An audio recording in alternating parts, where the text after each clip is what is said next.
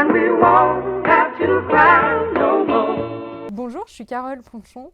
Je suis actuellement chef d'un projet européen qui s'appelle Swing, qui est porté par la Fédération française de sport entreprise. Et à côté de ça, ou dans mon activité principale, j'ai créé ma structure il y a 2 ans qui s'appelle Be Innovative. Donc je suis créatrice, fondatrice d'une structure pour accompagner les personnes et les organisations qui veulent donner du sens à leur sport et trouver une autre façon de s'exprimer. And we won't have to cry no more. Mes premiers souvenirs, ou les premières photos qu'on m'a montrées de moi, je suis dans le jardin chez mes parents avec un ballon de foot. Et typiquement, mon papa faisait partie du club. Je pense que j'étais sur les terrains en mode couche-culotte à soutenir les équipes toutes petites, parce qu'on le suivait sur les week-ends. Et puis, il faut dire ce qui est, dans la campagne à l'époque, maintenant ça a un peu changé.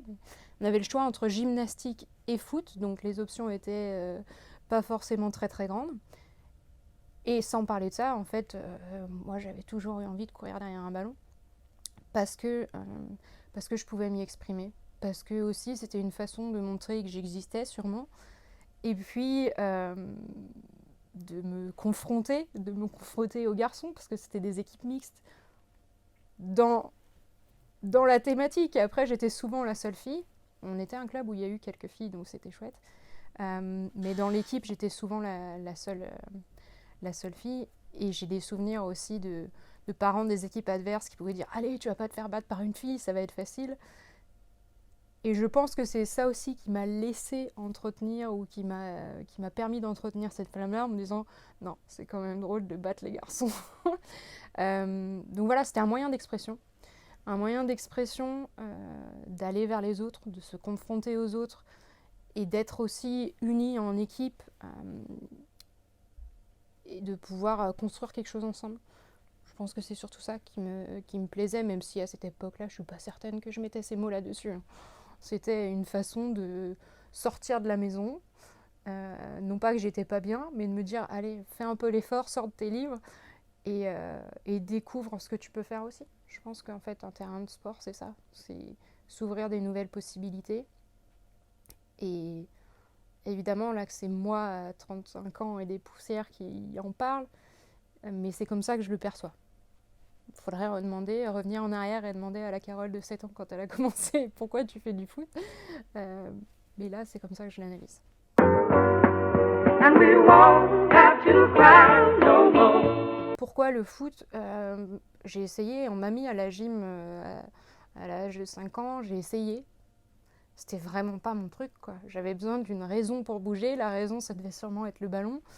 Et puis le fait d'être en équipe, d'avoir un but commun, même si en gymnastique il y a aussi des activités qui sont des activités ou des tournois qui sont par équipe, en tout cas je me sentais moi et moi-même, pas dans un juste corps, mais avec des crampons et les genoux abîmés parce qu'on taclait. Ouais, je taclais déjà à 6 ans, ça faisait un peu peur à tout le monde, mais c'était moyen de m'exprimer. Donc, pourquoi le foot plus que la gym ? Simplement parce que je me suis écoutée et que j'ai pas écouté les stéréotypes. And we won't have to cry no more. Vaste question. La place de la femme dans le sport, elle y a toute sa place, malgré l'histoire qui a été créée, malgré la société, et le fait est que le système actuel ne le donne pas forcément, donc c'est à nous de les prendre.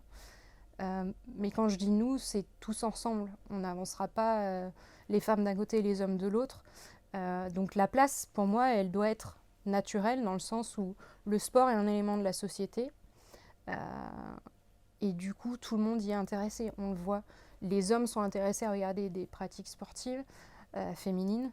Les femmes sont aussi des potentielles consommatrices, et je mets des guillemets, mais suivent le sport, s'y intéressent et participent.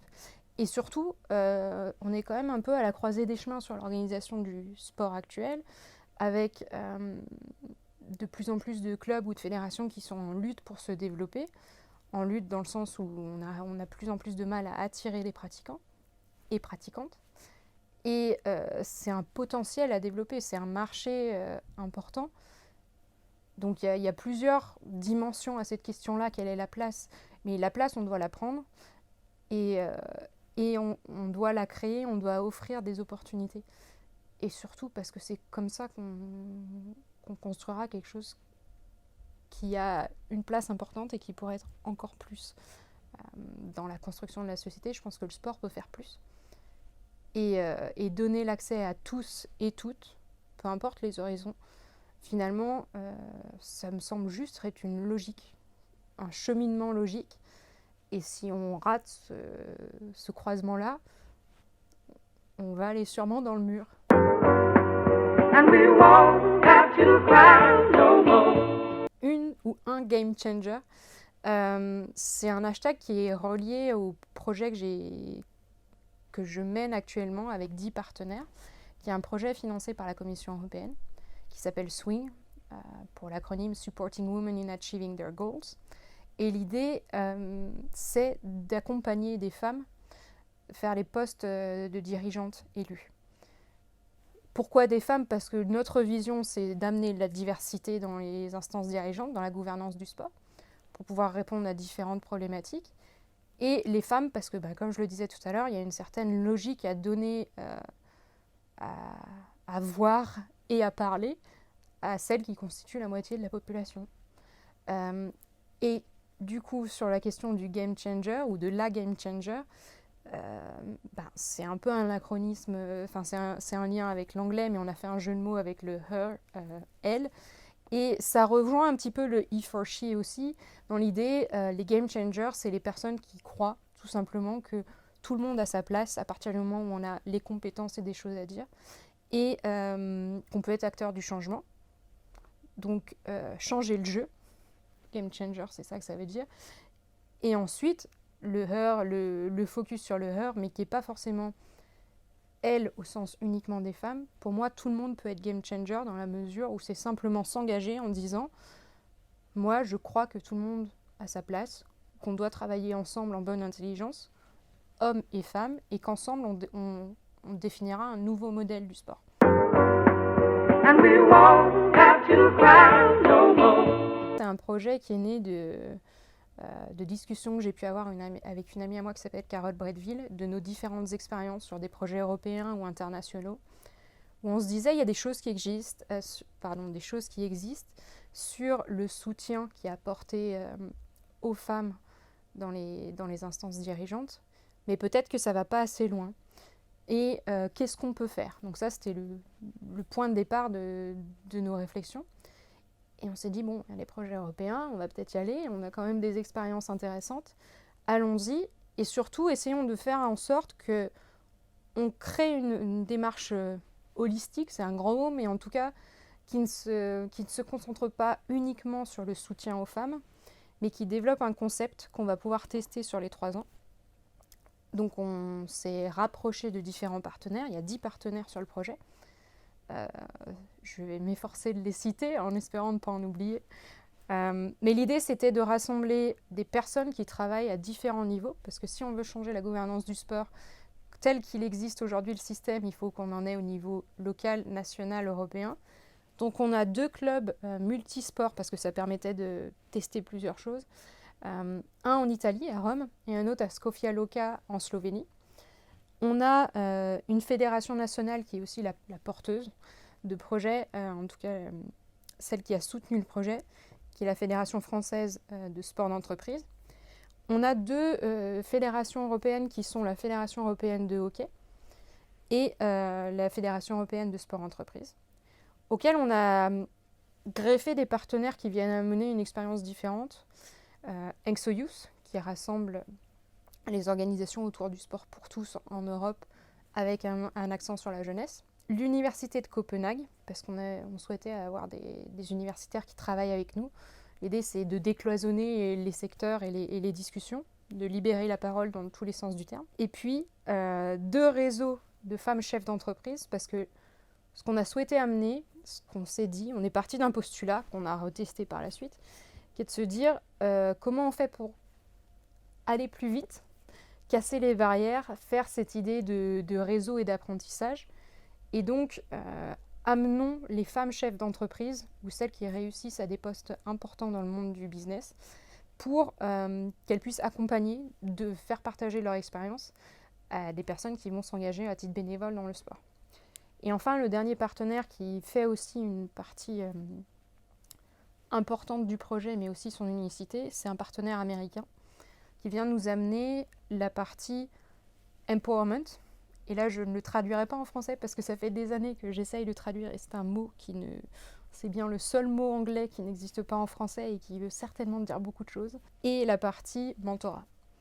Donc, on apprend beaucoup de ce qu'ils ont pu faire et ça nous a permis d'avancer plus vite sur le projet. Et depuis, ce qu'on s'efforce de faire, c'est d'abord de prendre la photo, ou un état des lieux de ce qui se passe, tant dans le monde sportif que dans le monde du business, sur la place des femmes au poste de dirigeante et sur les initiatives qui existent. Donc, ne pas réinventer la roue s'il n'y a pas besoin de la réinventer, mais au contraire comprendre ce qui peut se faire, comprendre ce qui peut marcher. Et ensuite, mettre en place un concept sans tout dévoiler. L'idée, c'est de se dire, il y a aussi des projets, il y a déjà des choses qui ont été créées, mais souvent qui se concentraient sur la partie uniquement fixe de women, ou en tout cas, on partait du principe que si on apportait quelque chose aux femmes qui souhaitent s'engager, en termes de formation ou de mentorat, de soutien, et ben, potentiellement, ça serait suffisant. Or, l'expérience a montré que si on veut vraiment atteindre l'objectif de plus de femmes dans les postes électifs, eh bien, il faudra s'attaquer à d'autres piliers qui sont les alliés. Donc les alliés peuvent être des mentors, les alliés peuvent être les personnes qui sont déjà en place et élues, et souvent des hommes. Et puis une partie aussi changement organisationnel, donc il faut réfléchir à des potentielles procédures, que ce soit de la communication, que ce soit des lois, donc imaginez ce qui existe. Et enfin, un des quatrièmes piliers de ce concept, c'est se dire qui fait l'état des lieux, qui fait la partie observatoire de l'état de la gouvernance. Et est-ce que c'est seulement les fédés ou les fédés et les clubs qui donnent leurs chiffres et leurs informations sur les différents profils, ou est-ce qu'il n'y a pas intérêt à avoir un index ou un observatoire un peu indépendant qui va aller poser les questions et qui va tenir chacun responsable de la situation. Donc ça, c'est les 4 piliers. Et depuis 2019, on a mis en place certains d'entre eux. On a parfaitement conscience que sur le changement organisationnel ou systémique, c'est un concept. On va tester des choses, mais en 3 ans, on n'aura pas l'impact qu'on rêve. En fait, le projet, il a été créé pour être pilote, pour tester des choses, pour apprendre et pour que par la suite, il soit mis à disposition des différentes organisations pour aller plus vite dans cette direction-là. And we won't have to cry no more. Je ne suis pas de celles qui pensent qu'on doit absolument avoir une expérience dans le sport, et en particulier dans le sport de haut niveau, pour être élu. Ça amène quelque chose, mais l'intérêt de dire on souhaite plus de diversité, c'est pas uniquement sur la diversité des genres, avoir plus de femmes, avoir plus d'hommes et trouver une espèce de parité. C'est vraiment amener des façons de penser différentes et ne pas reproduire toujours la même chose ou les mêmes pensées. Donc, les athlètes de haut niveau ont intérêt à être représentés et on a tout intérêt à les écouter parce qu'ils ont une expérience particulière. Mais le sport en général a besoin de vision panoramique et donc d'amener aussi d'autres personnes. Donc, c'est délicat de répondre à la question est-ce que c'est difficile de s'imposer dans l'un puis dans l'autre. Je pense que pour ce qui est le sport de haut niveau, ça me paraît délicat d'en parler parce que j'en parlerai comme n'importe quel quidam. J'ai pas eu cette expérience-là, même si je connais des personnes qui vivent cette expérience-là, mais du coup c'est à elles d'en parler parce que moi je ferais que déformer leurs paroles ou j'apporterais ma propre vision de leur expérience. Et donc il y aurait forcément un filtre qui est le mien. Pour ce qui est des personnes élues, je pense que ça doit se faire sur les compétences et sur les idées. Et quand je dis les compétences et les idées, ça veut aussi dire qu'il y a un intérêt à être accompagné pour pouvoir exprimer ses idées, pour pouvoir réaliser que les compétences, souvent on les a, mais en tant que femme, on a tendance à à ne pas se les approprier ou à se dire qu'il y a toujours quelqu'un qui est mieux parce que c'est la société qui veut ça, parce que c'est l'éducation qui nous fait intégrer ces normes-là, très souvent.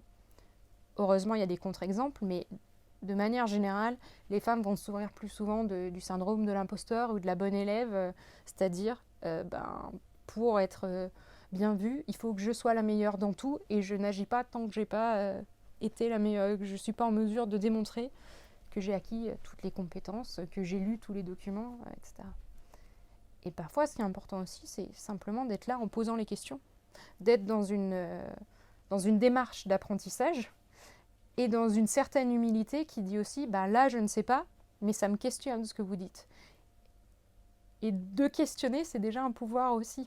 Ça peut, dans ce sens-là, si on amène plus de diversité et qu'on re-questionne les décisions qui sont prises, pas pour les questionner par nature emmerdeuse, pardon pour le mot, mais pour comprendre ce qui se passe et essayer de trouver potentiellement des solutions différentes s'il s'avère que c'est un vrai problème qui a été pointé. And we won't have to cry no more. Mais il y a deux choses, c'est libérer la parole et libérer la volonté d'action. Mais je crois qu'on ne peut pas dissocier totalement le sport de la société. Donc si on est, j'en reviens sur la partie élue et bénévole parce que c'est celle sur laquelle j'ai beaucoup travaillé, mais on pourra, c'est la même chose sur la question de la pratique aussi. Il y a en ce moment quand même plein de choses qui sont mises en place, plein de mouvements qui démontrent que quand même la femme est souvent maltraitée, et quand je dis maltraitée, c'est plus dans le sens, c'est pas uniquement physique ou moral, c'est que elle a une place qui a été institutionnalisée ou normalisée comme étant moins importante, très souvent. Et on peut le retrouver à la maison, on peut le retrouver dans le travail. Et pourquoi je dis ça ? Parce que pratiquer, c'est souvent prendre une licence, par exemple. Et ne serait-ce que prendre une licence, ça peut être un coût que les femmes ne vont pas s'autoriser. Ça va être prendre du temps sur un potentiel agenda familial ou sur du travail que l'on veut mener. Et c'est des questionnements qui sont importants, qui traversent toute la société. Et pour ce qui est des élus, être bénévole, ça demande un temps non négligeable, voire très important, si on veut mener à bien les projets et les actions. Et du coup, tout ce qui est le mouvement du « on doit être payé de manière égalitaire sur le travail », en fait, tout se rejoint parce que s'il y a des inégalités qui se construisent les unes sur les autres, on le retrouve aussi dans le sport. Et c'est pour ça que je disais on ne peut pas le détacher l'un de l'autre. Et après, qu'est-ce que le sport peut faire ?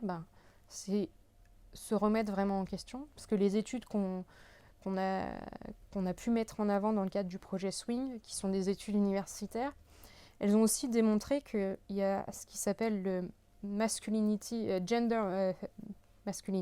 gender fix. Et en fait, de plus en plus, on se rend compte que les gens au pouvoir ont conscience qu'il y a un problème d'égalité des genres, mais qu'on s'accommode du statu quo, parce que ça a toujours été comme ça. Donc c'est même plus une question de sensibiliser, parce qu'on peut se dire, en fait, peut-être simplement que les gens n'en ont pas pris conscience. Il y a certainement encore une frange de la population qui est à ranger dans cette case-là, même si j'aime pas ranger les gens dans des boîtes. Mais il y a une autre partie aussi qui s'accommode de la façon dont les choses sont pour le moment. C'est pas étonnant du coup qu'on retrouve des personnes qui sont en poste depuis des années, des cercles qui se renouvellent sans se renouveler, c'est-à-dire dans le même ordre d'esprit et avec les mêmes personnes. Et donc il faut un peu casser ces codes-là. Ça prend du temps, mais ça demande à chacun d'être ouvert d'esprit et de travailler ensemble. Moi, je suis persuadée que c'est pas que les femmes ont un travail à faire pour s'accommoder de leur vulnérabilité, mais aussi les hommes, parce que les hommes aussi sont parfois se sentiraient beaucoup mieux s'ils acceptaient leur vulnérabilité et si on travaillait tous ensemble. Pourquoi je parle du mot vulnérabilité ? Tout à l'heure, vous me demandez qu'est-ce que j'ai aimé dans le sport et pourquoi je m'y retrouvais. En fait, j'ai mis très longtemps à comprendre que la raison pour laquelle je me sentais bien sur un terrain de foot, et en particulier au cage, parce que c'était là qu'était mon poste, je l'ai découvert un peu sur le tard, c'était que c'était le seul endroit où j'acceptais d'être vulnérable. Et en acceptant d'être vulnérable, je me donnais l'opportunité d'agir, d'être active et de prendre la pleine mesure de ma responsabilité. Parce que quand on est gardienne de but, il n'y a personne derrière pour nous rattraper. Mais simplement, si on a peur et qu'on n'accepte pas le fait qu'on peut faire des erreurs, donc d'accepter ses vulnérabilités ou ses failles, ben on ne fait plus rien et c'est là qu'on se prend le plus de buts. Enfin voilà. Tout ça pour dire que la place des femmes dans le sport, on le fera, c'est un travail à la fois individuel, mais aussi et surtout institutionnel, systémique, parce que le fait est que l'inégalité des genres, elle est endémique de partout dans le sport. And we won't have to cry no more. On peut toujours faire mieux, mais je crois surtout que si on redéfinit la médiatisation, ça ne sera pas uniquement bénéfique au sport féminin, ça peut l'être pour tous. C'est se poser les bonnes questions sur ce qui intéresse les gens. Ce qui intéresse les gens, c'est aussi les histoires derrière les personnes, les athlètes de haut niveau que l'on met sur un piédestal pour de bonnes raisons, qu'on imagine être des surhommes ou des surfemmes. Et en fait, quand on les rencontre, et c'est-à-dire quand ils nous donnent l'opportunité de rencontrer la personne derrière la sportive ou le sportif, là, il y a du contenu qui est vraiment, vraiment intéressant et qui permet à tout le monde de rentrer en profondeur. Donc, quand on parle de médiatisation, et la question était la sportive ou le sportif, on peut aller dans les histoires. Après, sur la partie médiatisation du sport en tant que tel, il y a plein de choses à faire, il y a plein de nouvelles idées à développer. Je pense que les nouvelles technologies vont aussi le permettre d'aller plus loin. Il y a plein de sports dits, de petits sports, parce que souvent la médiatisation, malheureusement, ça reste quand même le football. Et même si c'est le sport qui m'a porté et que j'aime par-dessus tout, il y a plein d'autres sports qui sont intéressants. Et l'important, c'est que chacun s'y retrouve. La médiatisation, elle doit amener du bonheur quand on la regarde, mais dans l'idéal, ou dans mon idéal, elle doit aussi permettre aux gens de se projeter et se dire « Ouais, j'aimerais bien faire ça ». Surtout pour les plus jeunes, quand on connaît les problèmes de l'inactivité physique. Si on arrivait... Alors évidemment, hein, je ne suis pas bisounours, il y a aussi des enjeux économiques et on ne va pas aller couvrir tous les sports parce qu'on ne pourrait pas forcément. Mais ce que je veux dire par là, c'est que peut-être on peut réimaginer la façon de couvrir ces sports. Les histoires qu'on raconte, les focus qu'on fait, est-ce que c'est sur un joueur en particulier et sur une saison ? Voilà, il y a plein de modèles à explorer. Et je pense que c'est aussi la chance du sport féminin dans ce cas-là, de pouvoir se réinventer parce qu'on n'est pas enfermé dans un modèle qui existe. Il est encore totalement sous-exploité. Du coup, il y a plus de place pour la créativité. And we won't have to cry no more. Je pense que c'est partout. En fait, c'est que ça permet à chacun d'aspirer à quelque chose, de rêver plus grand. Et aujourd'hui, dans nos sociétés, il n'y a pas beaucoup de place pour le rêve. Si on regarde les news à la télé, c'est quand même souvent très triste. Il n'y a pas beaucoup de positifs. Les religions sont quand même très souvent en déclin. Et loin de moi l'idée que le sport soit ou doive être un opium du peuple ou une religion. Par contre, se dire des role models, des gens qui vont nous inspirer à tirer le meilleur parti de nous parce qu'eux-mêmes l'ont fait et en partageant leurs histoires, ça c'est super intéressant. Et c'est vrai à la fois pour des gens qui sont athlètes de haut niveau, sportifs de haut niveau, mais à tous les échelons. Par exemple, les Jeux Olympiques de la jeunesse, donc quand on va aller sur d'autres échelons et pas uniquement le sport professionnel, il y a aussi beaucoup de choses à faire et il y a beaucoup d'histoires à raconter et ils ont tous beaucoup de choses à dire. Et c'est vrai aussi dans les instances. En fait, l'idée du role model, c'est simplement, je ne sais pas si c'est le terme exact, mais c'est de pouvoir avoir quelqu'un qui nous paraît accessible et inaccessible. Inaccessible parce que ça veut dire qu'il nous pousse à faire des choses qu'on n'imaginerait pas pour nous, et accessible parce qu'il ou elle va être là pour potentiellement répondre à des questions. Pour moi, ma définition d'un role model, c'est quelqu'un qui va rester humble et accessible quand même, pour pouvoir justement être dans ce rôle de passation, de transmission, d'échange. and we won't have to cry no more. Je pense que de plus en plus, on va aller vers des nouvelles formes de pratique. Ça existe déjà et pour moi, c'est l'avenir.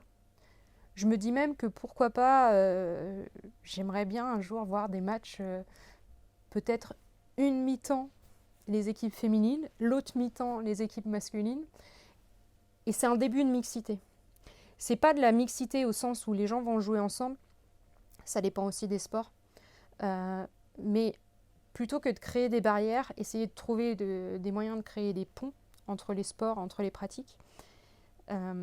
Soit en rassemblant les personnes, comme je disais, sur une mi-temps, mais ça pourrait être aussi une mi-temps avec des personnes qui sont en situation de handicap et une autre mi-temps, pourquoi pas, avec des personnes valides. Et le score de la fin du match, c'est l'ensemble des deux. Je pense que ça pousserait l'ensemble des sports à investir sur tous les champs. Là, je rêve peut-être un peu, mais en tout cas, en termes de mixité, je pense que c'est simplement de casser les barrières et au lieu de se dire c'est comme ça parce que ça a été fait comme ça et ça a toujours été comme ça, se dire pourquoi pas et prendre en compte la réalité des personnes. Mais c'est pas forcément simple parce que ça indiquerait du cas par cas. Et là, je parle de la pratique pure et dure. On a la réalité, c'est que souvent, on va dire oui, il y a un aspect physiologique et à un moment donné, on va voir la différence. C'est vrai pour la plupart des êtres humains, mais il y a aussi des êtres exceptionnels qui sont totalement en mesure de pratiquer, des femmes pratiquer avec les hommes, etc. Donc, c'est avant tout respecter l'être humain et ses capacités.